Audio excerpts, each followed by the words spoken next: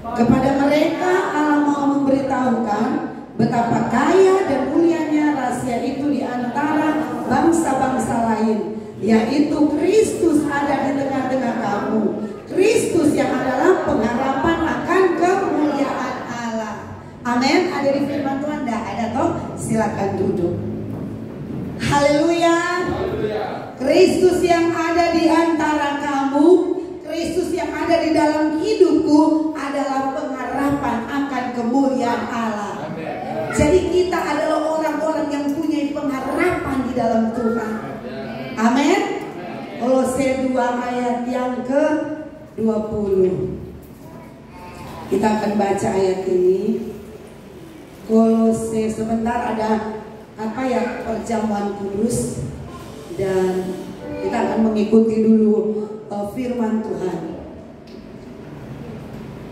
Maaf, Galatia, maksud saya Galatia 2 ayat yang ke-20. Saudara bisa lihat di sini Galatia 2 ayat 20. Saya bacakan ayat ini, ayat yang ke-20. Namun aku hidup, tetapi bukan lagi aku sendiri yang hidup, melainkan Kristus yang hidup di dalam aku. Dan hidupku yang kuhidupi sekarang di dalam daging adalah hidup oleh iman dalam Anak Allah yang telah mengasihi aku dan menyerahkan dirinya untuk aku. Jadi kita mesti tahu, saudara, sejak kapan saya katakan tadi, kita tahu bahwa Kristus tinggal di dalam hidup kita. Selalu kita sudah dengar, sejak kita lahir baru. Sejak kita menyadari, mengakui dosa kita dan mengundang Yesus masuk dalam hidup kita, saat itu kita lahir baru. Kita menjadikan Tuhan Yesus itu Tuhan dalam hidup kita. Kita mengaku dengan mulut, kita percaya dalam hati Yesus adalah Tuhan penyelamat dalam hidupku. Saudara, Kristus ada dalam hidup kita. Sejak itu kita lahir baru dan dinyatakan dengan baptisan air. Ya, kita mati bersama Kristus. Baptisan air itu maksudnya lambang pertobatan. Kita masuk dalam air, kita bangkit kembali jadi sama seperti Kristus dalam kematiannya. Amin. Dan sejak itu kita anak-anak Allah yang sudah lahir baru, dan sejak itu Roh Kristus ada dalam hidup kita. Sehingga kemarin kita sudah dengar firman Tuhan, karena benih itu, DNA Kristus itu ada dalam hidup kita, sehingga Roh Kudus mau masuk dan menempati hidup kita. Karena kita adalah milik Kristus. Ada ayat-ayat tentang milik Kristus, siapa kita, tapi saya tidak bahas itu pada pagi hari ini. Kita sudah percaya bahwa sejak kita lahir baru, Kristus ada dalam hidup kita. Roh kita sudah baru. Saudara, Adam pertama gagal. Semua manusia hilang kemuliaan Allah karena dosa. Gagal, dan semua orang itu harus dihukum. Dan tidak ada satu yang benar, hanya Yesus yang benar, saudara. Hanya Yesus yang benar, kata firman Tuhan. Dan saudara, sejak Yesus Adam terakhir itu, dia datang ke dunia ini menyelamatkan kita. Sejak itu kita semua dipulihkan, dikembalikan untuk jadi serupa, segambar dengan Kristus. Amin. Saudara paham hal ini ya? Jadi kita semua di tempat ini, saya tahu sudah lahir baru. Ya, Kristus ada dalam hidup aku, sehingga bukan aku lagi yang hidup dalam hidupku, tapi Kristus yang hidup dalam hidupku. Sejak itu Roh Kudus masuk menempati hidupnya, karena dia menginginkan Roh Kristus yang ada dalam hidup kita. Benih Kristus itu, DNA Kristus, sifat Kristus itu ada dalam hidup kita. Amin. Haleluya, saudara. Sejak kita lahir baru, sejak itu Kristus ada di dalam hidup kita. Dan saya percaya semua hari ini sudah lahir baru. Kristus di dalam kita adalah sebuah pengharapan akan kemuliaan, seperti ayat tadi, saudara. Mari kita lanjut. Saudara, ada pengharapan yang tersedia bagi orang yang memiliki Kristus di dalam hidup hidupnya. Pengharapan apa saja yang tersedia kalau Kristus ada di dalam hidup kita. Jadi kita bukan menjadi orang yang tidak punya pengharapan, ya. Bangga tidak jadi anak Tuhan. Bangga sekali saudara. Kita hidup dan memiliki pengharapan akan kemuliaan Allah. Ya, pengharapan apa saja yang tersedia kalau Kristus ada di dalam hidup kita, kita harus tahu ini saudara.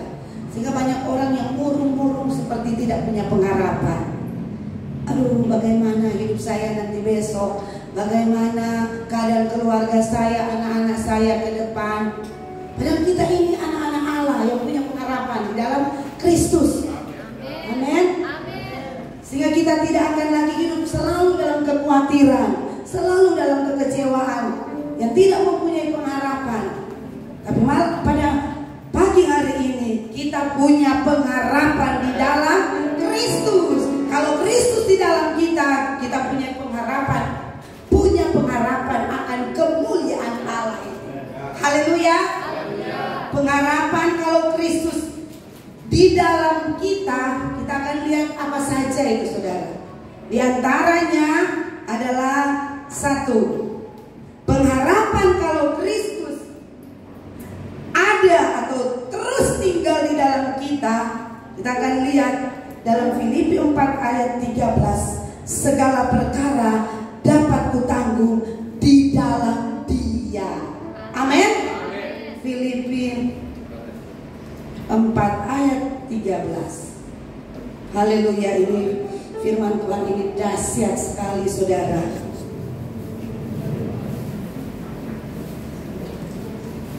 Saya tengok begini agak kaku ya, jadi saya suka baca di Alkitab.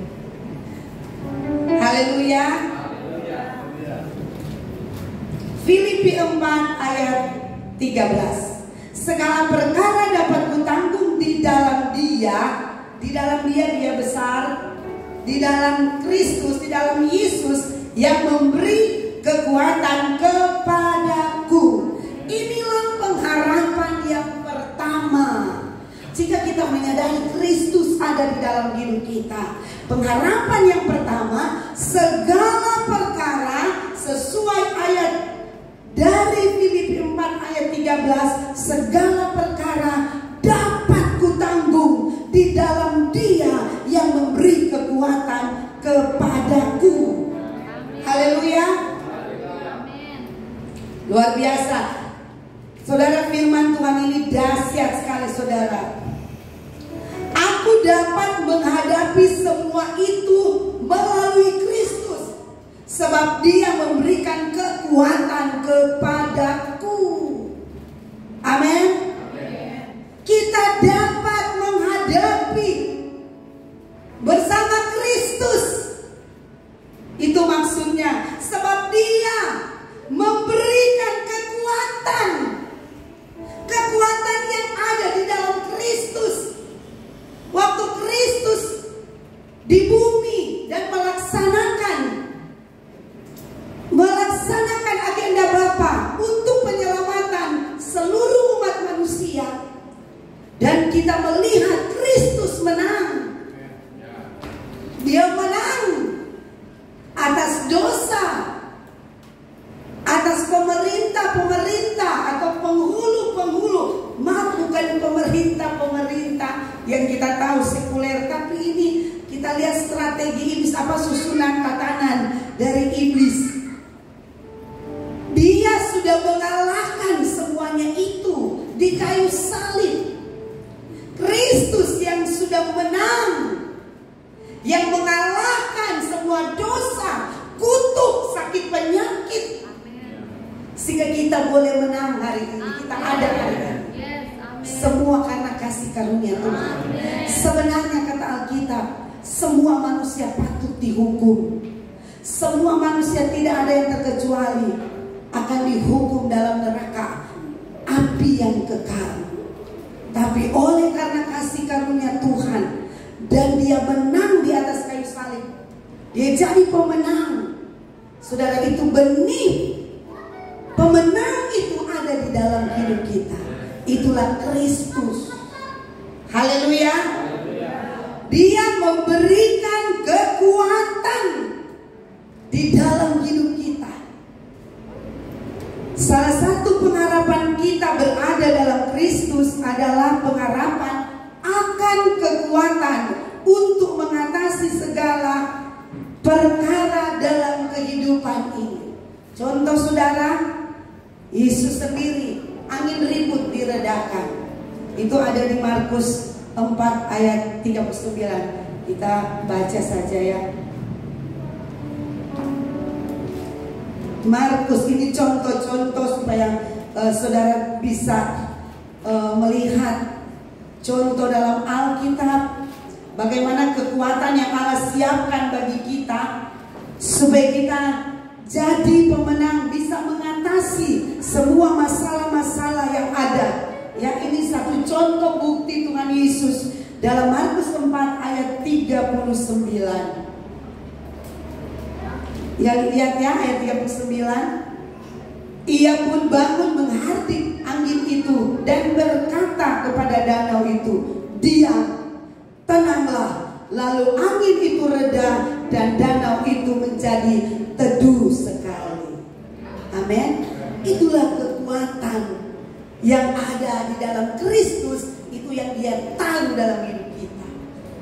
Sehingga masalah apapun, sebesar apapun, ini gambaran angin badai apapun, kalau kita ada di dalam Kristus, Kristus siapkan kekuatan untuk mengatasinya. Ada kekuatan yang dari Dia sendiri. Kata firman Tuhan, di dalam Dia segala perkara dapat kita tanggung, karena ada kekuatan Allah. Kekuatan kuasa yang tidak dapat dibandingkan oleh kekuatan di dunia ini. Itu ada pada kita. Karena Kristus hidup di dalam hidup kita. Bukan aku lagi yang hidup, kata Galatia 2 ayat 20, tapi Kristus yang hidup di dalam aku. Kenali hidup kita saudara. Ada Kristus, ada kekuatan pemenang di dalam hidup kita, sehingga kita bisa menang mengatasi badai apapun.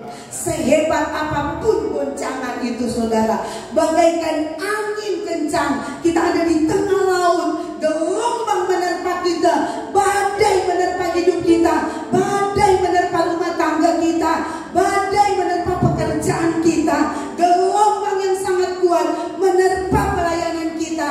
Ingatlah, Tuhan menaruh kekuatan itu di dalam hidup kita untuk kita berkata, tenang hai laut, tenang hai badai, tenang diam, karena Kristus yang ada di dalam aku, Dia adalah kekuatan yang besar. Mari kita pergunakan ini. Kenali hidupmu, ada Kristus yang ada dalam hidupmu, lebih dari pemenang. Amin. Haleluya. Kalau kita makin serupa Kristus, saudara selalu dengar mungkin perkataan ini, menjadi serupa Kristus. Wah, ini saudara, kata Bapak Gembala, ini apa ya, agenda Bapak yang tertinggi bagi kita umat-umat Tuhan. Untuk apa Tuhan turun ke bumi? Ya, kita semua, untuk apa Tuhan rela, Yesus rela mengambil kita, memulihkan kita, kembali memulihkan, mengembalikan kita kepada rupa Allah, gambar Allah yang sesungguhnya, serupa Kristus, serupa dalam hal karakter Kristus, bukan dalam hal kemahakuasaannya. Hanya Dia yang maha kuasa. Jadi saudara jangan berpikir, oh saya mau jadi serupa dengan Kristus dalam hal maha kuasa, atau dalam hal maha hadir, dalam hal maha tahu. Tidak saudara, itu hanya Allah yang memilikinya. Tapi kita akan jadi serupa Kristus dalam hal karakter Kristus. Amin. Itu ya, jadi jangan saudara bingung dan saudara berpikir, aduh kita mau jadi serupa Kristus ini loh. Oh luar biasa. Bukan ya, bukan soal kemahakuasaannya, kemahadiran. Saya ulang-ulang ini supaya saudara tidak salah dan membawa cerita di luar sana. Oh, kami di gereja kami, mari datang, kita akan jadi serupa Kristus. Oh, kita akan jadi maha kuasa, maha hadir, maha tahu. Tidak, saudara.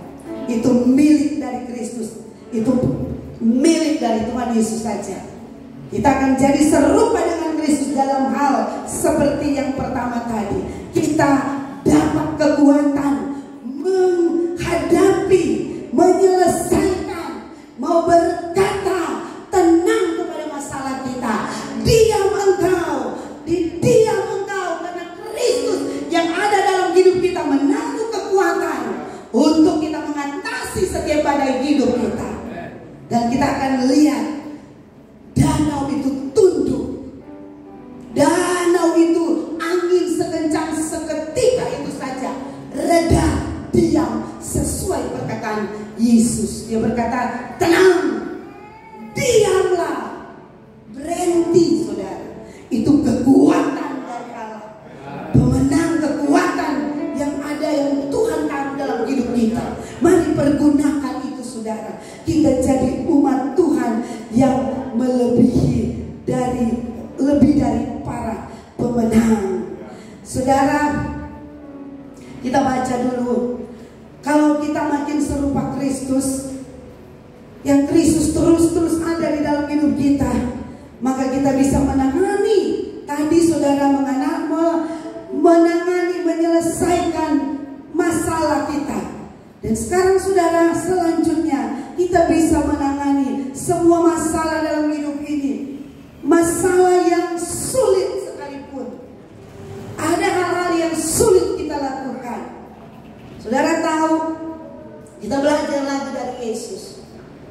Yesus ini perkara yang sulit. Orang yang dia tolong selama dia ada 3,5 tahun di bumi, di dalam dia bekerja, disembuhkan banyak orang, buta bisa melihat, lumpuh bisa berjalan, ya, banyak yang sakit disembuhkan, banyak yang ditolong oleh Tuhan Yesus saat itu, oleh Yesus saat dia hidup di muka bumi.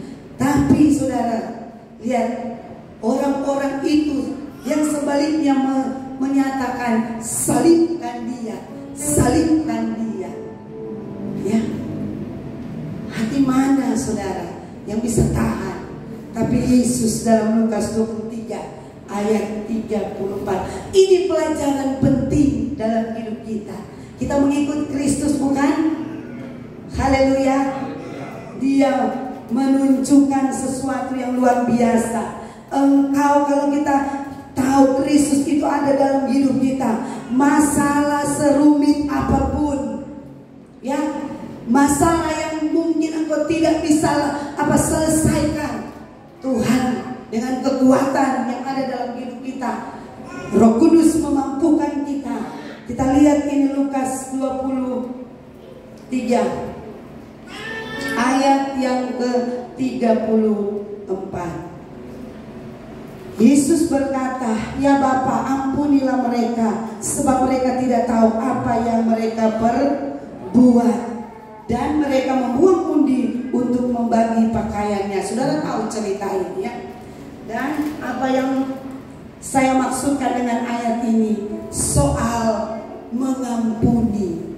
Ini perkara yang sulit, tapi Yesus ajarkan, ya, kalau Kristus ada dalam hidup kita, perkara serumit apapun, sulit untuk kita lakukan, Yesus sudah lakukan, saudara. Yesus sudah menyatakan lewat ayat ini, ya Bapa, ampunilah mereka, karena mereka tidak tahu apa yang mereka perbuat. Mereka tidak tahu ini adalah agenda Bapa. Kenapa Yesus turun ke bumi? Ini adalah agenda Bapa untuk menyelamatkan semua orang. Sekiranya mungkin tidak ada satupun yang binasa. Itu rencana Bapa lewat Yesus. Dan apa yang Yesus tunjukkan, ini soal mengampuni, saudara, memang berat sekali untuk kita lakukan. Kalau kita disakiti, berat sekali. Tapi kekuatan mengampuni itu ada pada Kristus, ada pada Yesus. Kalau engkau benar-benar tahu Yesus ada di dalam engkau, kekuatan itu akan mengerjakan engkau bisa mengampuni, engkau bisa menerima orang apa adanya. Haleluya. Itu kekuatan ada di dalam hidupmu. Kita bisa mengatasi seluruh masalah hidup kita, sehingga kita jadi orang yang freedom, saudara. Amin. Hidup di dalam Kristus. Haleluya. Pengharapan akan kemuliaan ini sangat berpotensi, karena Kristus dalam kita adalah benih pemenang. Ya, saya sudah katakan tadi. Dan kita akan jadi lebih dari pemenang. Karena kenapa? Yesus telah menang atas iblis. Yesus telah kalahkan dia. Amin. Jadi jangan ada orang berpikir begini, saya akan mengalahkan iblis. Iblis sudah kalah, sudah dikalahkan di kayu salib. Kita hanya berjaga-jaga dan beriman terus. Amin. Ya, amin. Kita hanya perlu tunduk pada Allah dan iblis akan lari daripada kita. Ada kan ayat itu toh? Jangan beri kesempatan kepada iblis. Itu saja. Ya, kita sudah tahu persis bahwa Yesus sudah mengalahkan iblis. Iblis telah kalah. Ya, dan dia sudah menang. Itu benih pemenang itu ada di dalam hidup kita, karena Kristus ada di dalam hidup kita. Saya percaya iblis telah dikalahkan. Jangan susah-susah berpikir bagaimana saya mau kalahkan ini iblis yang berputar-putar bagaikan singa, yang mengaum-ngaum mencari orang yang bisa kembali ditelannya, kembali diambil.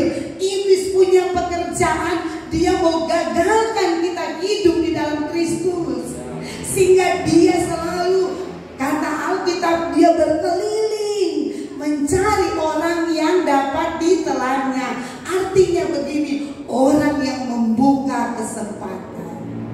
Kalau kita tutup kesempatan, seperti Efesus katakan, iblis tidak berkuasa atas hidup kita.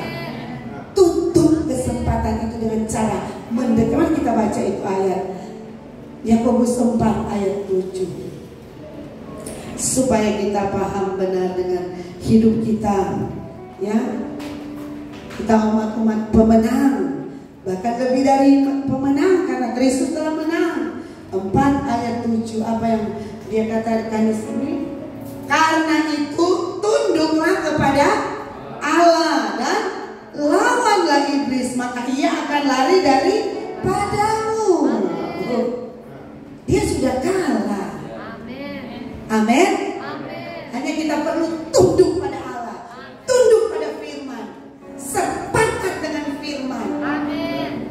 Jangan keluar dari firman. Waktu kita berkata, tenanglah, hai iblis, keluar dalam nama Yesus, dia pasti pergi. Karena dia sudah kata. Bapak Gembala selalu bilang yang lalu-lalu, seperti ovu, DP panteto, so dipatahkan. Dia ada kuasa, dia panteto sudah ada kuasa, sudah ada bisa yang masuk dalam tubuh kita. Sudah tidak ada bisa yang mematikan masuk dalam tubuh kita, karena seperti ovu dia jahat, dia mau teto orang, dia mau lepaskan itu apa ya, untuk mematikan kita. Itu sudah tidak ada, sudah dipatahkan, sudah dihancurkan. Iblis telah kalah. Ya, karena kita hidup dalam Kristus, kita tahu ini benih pemenang itu ada pada kita. Sebagaimana Kristus menang di atas kayu salib, kita jadi pemenang, bahkan lebih dari pemenang. Roma 8 ayat yang ke-37. Haleluya. Roma 8 ayat 37 berkata seperti ini. Tetapi dalam semuanya itu, apa dikatakan? Kita lebih daripada orang-orang yang menang. Oleh apa? Oleh Dia yang telah mengasihi kita. Amin. Oh, kita semua lebih dari pemenang, lebih dari orang-orang yang menang. Oleh karena Kristus ada di dalam hidup kita, benih pemenang itu ada di dalam hidup kita. Kristus menang, kita pasti menang. Karena DNA-nya ada pada tubuh kita. Dan Roh Kudus memenuhi kita, membantu kita. Roh Kudus punya fungsi membantu kita, menolong kita, mengingatkan kita. Amin. Haleluya. Dahsyat Tuhan Yesus. Mari kita selalu tunduk kepada Allah dan kita bisa lawan iblis. Orang bilang selalu usir-usir setan. Mari ada pigi-pigi. Karena dia lupa ini. Pertama, tunduk pada Allah. Tunduk pada firman, ikuti firman. Amin. Hidup di dalam Tuhan, dalam Kristus, sehingga kita bisa lebih dari pemenang. Itu yang pertama. Yang kedua, pengharapan kalau Kristus di dalam kita. Di antaranya yang kedua, pengharapan kalau Kristus terus tinggal di dalam kita. Allah kita menjadikan Kristus sebagai jaminan pemenuhan kebutuhan kita. Amin. Filipi 4 ayat 19. Kita senang dengan ayat ini. Ingat ya, yang pertama, kita ini anak-anak Allah yang memiliki benih Kristus, roh Kristus, DNA Kristus. Benih pemenang itu ada dalam hidup kita. Saudara, yang pertama, segala perkara dapat kita tanggung di dalam Dia yang memberikan kekuatan dalam hidup kita. Amin. Itu yang pertama. Yang kedua, kita akan lihat pengharapan itu adalah Allah kita akan menjadikan Kristus sebagai jaminan pemenuhan kebutuhan kita. Itu Filipi 4 ayat 19. Saya baca saja. Allahku akan memenuhi segala keperluanmu menurut kekayaan dan kemuliaannya dalam Kristus Yesus. Amin. Dahsyat ini ayat. Allahku akan memenuhi segala keperluanku menurut kekayaan. Oh, Allah itu kaya raya karena Dia mempunyai langit dan bumi. Dia punya emas, Dia punya segala sesuatu. Amin. Dia punya kejayaan. Haleluya. Menurut kekayaan dan kemuliaannya, pengharapan kemuliaannya dalam Kristus Yesus. Di dalam Kristus Yesus Allah telah siapkan pemenuhan kebutuhan kita. Kebutuhan secara lahiriah itu Allah telah siapkan dan akan memenuhi kita menurut kekayaan, menurut kebutuhan kita. Allah pasti akan penuhkan dalam hidup kita. Haleluya. Kebutuhan ada untuk dipenuhi. Amin. Kristus ada di dalam kita adalah janji pemenuhan segala sesuatu. Itu kita tahu dalam Matius 6 ayat 30 ya, 31, bahwa Allah itu tahu bangsa-bangsa lain memerlukan setiap kebutuhan kita, kebutuhan setiap hari, makan, minum. Kata Matius 6 ayat yang ke-25, Allah tahu kita butuh pakaian, Allah tahu kita butuh makanan. Bangsa-bangsa yang tidak mengenal Allah, mari kita baca ayat ini. Matius 6 ayat 30. Mulai ayat yang ke-30 kita, supaya kita lebih paham dengan firman Tuhan. Ayat 32 saja ya. Semua itu dicari bangsa-bangsa yang tidak mengenal Allah. Akan tetapi Bapamu yang di surga tahu bahwa kamu memerlukan semuanya itu. Tuhan tahu orang perlu itu, kebutuhan makanan setiap hari. Tuhan tahu kita membutuhkan biaya untuk anak-anak sekolah. Tuhan tahu kita sedang bergumul dengan masa depan anak-anak kita. Dia sudah menyediakan, memenuhkan semua itu dalam hidup kita. Bangsa-bangsa saja yang kata ayat ini, ayat yang ke-32, yang tidak mengenal Allah, Tuhan tahu. Sama seperti kita butuh semua itu. Ya, kita butuh tetapi Bapamu di surga tahu bahwa kamu memerlukan semuanya itu, sehingga Dia menyediakan semua itu, saudara. Allah menyediakan janji pemenuhan segala sesuatu terjadi lewat Yesus Kristus. Amin. Haleluya.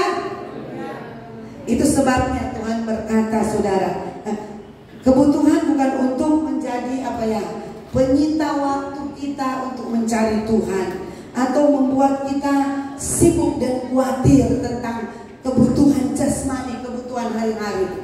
Ya, tapi seperti yang saya katakan tadi, ada janji pemenuhan dalam segala sesuatu. Itu sebabnya 1 Petrus 5 ayat 7 berkata, kita lihat ayat ini, 1 Petrus 5.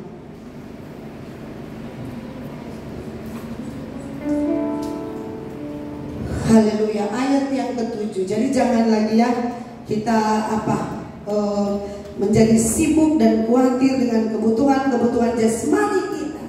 Percayalah, kebutuhan itu Allah tahu, dan Allah akan menyediakannya dan memenuhi dalam setiap hidup kita. Jangan hidup dalam kekhawatiran, karena kita ada dalam Kristus. Jangan hidup dalam ketakutan soal ekonomi, karena Allah berjanji pemenuhan itu lewat Yesus Kristus menurut kekayaan kemuliaan Allah. Oh, Dia punya segala sesuatu. Dia tahu dan Dia akan memberikan, memenuhi dalam setiap kebutuhan kita. 1 Petrus 5 ayat 7 berkata seperti ini, serahkanlah segala kekhawatiranmu kepadanya, sebab Ia yang memelihara kamu. Siapa yang memelihara kita? Allah kita, Allahku, yang akan memelihara kita menurut kekayaan dan kemuliaan. Ya, jadi jangan kita selalu hidup dengan kecemasan, takut untuk hari esok, takut untuk makan besok, gelisah hidup ini. Padahal sebenarnya kalau kita dalam Tuhan, kata firman Tuhan, nanti kita baca sebentar ya, ada ayat itu. Ya, tapi satu hal yang saya mau katakan, semua kekhawatiran itu serahkan saja kepada Tuhan. Amin. Jangan pikirkan hari besok, karena memang firman Tuhan di Matius 6 itu pada akhirnya Dia bilang, kesusahan hari ini, pikir jo hari ini, serahkan kepada Tuhan. Jalani jo dengan iman. Tidak usah berpikir hari esok. Kalau kita berpikir kesusahan hari besok, orang sakit kepala, orang khawatir, orang cemas, hidup dalam kecemasan, gelisah, tidak ada ketenangan, tidak bisa tidur. Karena orang kan tidak bisa menambah semesta dalam perjalanan hidup kita, bukan? Hanya Tuhan. Kenapa kita khawatirkan? Tuhan sudah kasih jalannya, serahkan saja apa yang engkau khawatirkan. Karena